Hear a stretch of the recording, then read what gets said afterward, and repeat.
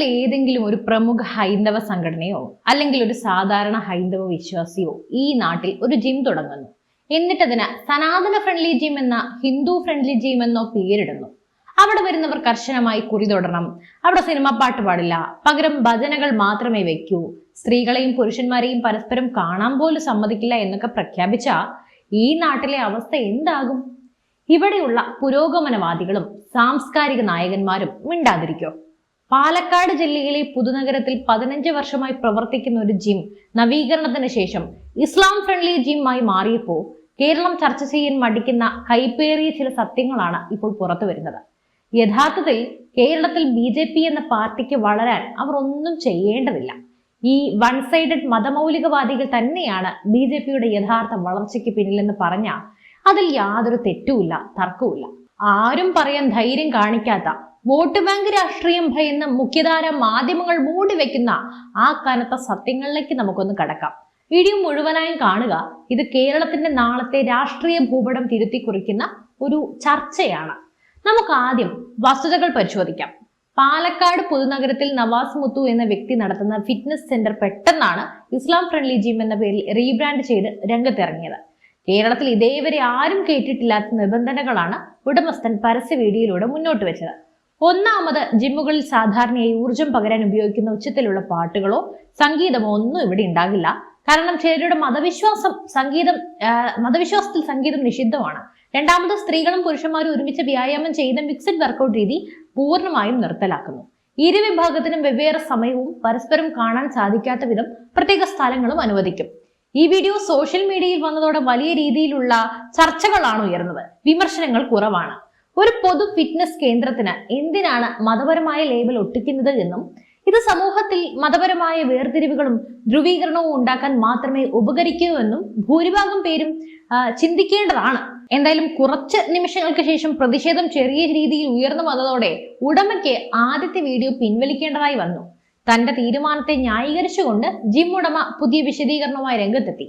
ഇത് മുസ്ലിങ്ങൾക്ക് മാത്രമായുള്ള ജിമ്മല്ലെന്നും എല്ലാ മതസ്ഥർക്കും ഇവിടെ പ്രവേശനമുണ്ട് എന്നുമാണ് അദ്ദേഹത്തിന്റെ വാദം. ഇസ്ലാമിക തത്വങ്ങൾ കർശനമായി പിന്തുടരുന്ന, പാട്ടുകൾ കേൾക്കാൻ ആഗ്രഹിക്കാത്തവർക്കും പുരുഷന്മാരുടെ സാന്നിധ്യത്തിൽ വ്യായാമം ചെയ്യാൻ മടിയുമുള്ള സ്ത്രീകൾക്കും വേണ്ടിയാണ് ഈ മാറ്റമെന്നും അദ്ദേഹം അവകാശപ്പെടുന്നുണ്ട്. കേൾക്കുമ്പോൾ ഇതൊരു വ്യക്തി സ്വാതന്ത്ര്യത്തിന്റെയോ ബിസിനസ് തന്ത്രത്തിന്റെയോ ഭാഗമായൊക്കെ തോന്നാം. എന്നാൽ ഇതിനകത്ത് ഒളിഞ്ഞിരിക്കുന്ന അപകടം വളരെ വലുതാണ്. ഇവിടെ ചിലർക്കൊന്നും അത് കാണാൻ സാധിക്കില്ല. ഒരു വ്യക്തിക്ക് പാട്ട് കേൾക്കാൻ താല്പര്യമുണ്ടെങ്കിൽ ഹെഡ്ഫോൺ ഉപയോഗിക്കാം, അല്ലെങ്കിൽ സ്വന്തം വീട്ടിൽ വ്യായാമം ചെയ്യാം. അതിനൊക്കെ പകരം ഒരു പൊതുസ്ഥാപനത്തിൽ മതനിയമം എന്ന പേരിൽ സംഗീതമൊക്കെ നിരോധിക്കുമ്പോൾ അവിടെ വരുന്ന മറ്റ് സെക്യുലർ ചിന്താഗതിയുള്ള മനുഷ്യരുടെ സ്വാതന്ത്ര്യത്തിന് മേലുള്ള കരിനിഴൽ വീഴുകയാണ്. സ്ത്രീകളുടെ സുരക്ഷിതത്വത്തിനു വേണ്ടി പ്രത്യേക സമയം അനുവദിക്കുന്നതിൽ യാതൊരു തെറ്റുമില്ല. പക്ഷേ അതിനെ മതത്തിന്റെ ആചാരങ്ങളുമായി കൂട്ടിക്കെട്ടി മാർക്കറ്റ് ചെയ്യുമ്പോഴാണ് പ്രശ്നം ഗുരുതരമാകുന്നത്. ഇനി നമുക്ക് ഈ വിവാദത്തിന്റെ ഏറ്റവും നിർണായകമായ വശത്തിലേക്ക് കടക്കാം. സോഷ്യൽ മീഡിയയിൽ പലരും ചോദിക്കാൻ ഭയപ്പെടുന്ന, എന്നാൽ ഇവിടുത്തെ ഭൂരിപക്ഷ സമൂഹം ഉള്ളിൽ ചോദിക്കുന്ന ഒരു ചോദ്യം ഇതാണ്: ഇത്തരം ഒരു നീക്കം കേരളത്തിൽ ഏതെങ്കിലും ഒരു ഹിന്ദു സംഘടനയോ RSSകാരോ ഹൈന്ദവ വിശ്വാസിയോ ആണ് നടത്തിയിരുന്നത് എങ്കിൽ ഇവിടെ എന്തൊക്കെ സംഭവിക്കും? ഒന്ന് ആലോചിച്ച് നോക്കൂ. ഒരു സനാതന ഫ്രണ്ട്ലി ജിം ആരെങ്കിലും ഇവിടെ തുടങ്ങിയാൽ ഇവിടെയുള്ള സോകോൾഡ് പുരോഗമനവാദികളും സാംസ്കാരിക നായകന്മാരും മിണ്ടാതിരിക്കോ? അവർ തെരുവിലിറങ്ങി പ്രതിഷേധിക്കില്ലേ? അതിനെ ഫാസിസം എന്നും വർഗീയത എന്നും മനുസ്മൃതി തിരികെ കൊണ്ടുവരാനുള്ള നീക്കം എന്നൊക്കെ വിളിച്ച് അവർ ആർത്ത് വിളിക്കില്ലായിരുന്നോ? ആ ജിം ഉടമയെ അങ്ങേയറ്റം വേട്ടയാടി സോഷ്യൽ മീഡിയയിലൂടെ കൊന്നു കൊല വിളിക്കില്ലേ? എന്തിന് ആ ജിം പൂട്ടിക്കില്ലേ? ഇവിടെ തുടരാൻ അനുവദിക്കുവോ? എന്നാലൊരു ന്യൂനപക്ഷ മതവിഭാഗത്തിന്റെ ഭാഗത്തു നിന്നും ഇത്തരമൊരു പരസ്യമായ മത അടിച്ചേൽപ്പിക്കലൊക്കെ ഉണ്ടാകുമ്പോൾ പല പുരോഗമനവാദികളുടെയും നാവിറങ്ങി പോകുന്നത് എന്തുകൊണ്ടാ? ഒരിടത്ത് മാത്രം മതേതരത്വവും പുരോഗമനവും പറയുകയും മറ്റൊരിടത്ത് ഇത്തരം മൗലികവാദങ്ങൾക്കൊക്കെ നേരെ കണ്ണടയ്ക്കുകയും ചെയ്യുന്ന ഈ രീതി തന്നെയാണ് ഇന്ന് കേരളത്തിന്റെ ശാപം എന്ന് പറയുന്നത്. ഈ ഇരട്ടത്താപ്പാണ് യഥാർത്ഥത്തിൽ സാധാരണക്കാരായ ജനങ്ങളെയൊക്കെ ഇരുത്തി ചിന്തിപ്പിക്കുന്നത്.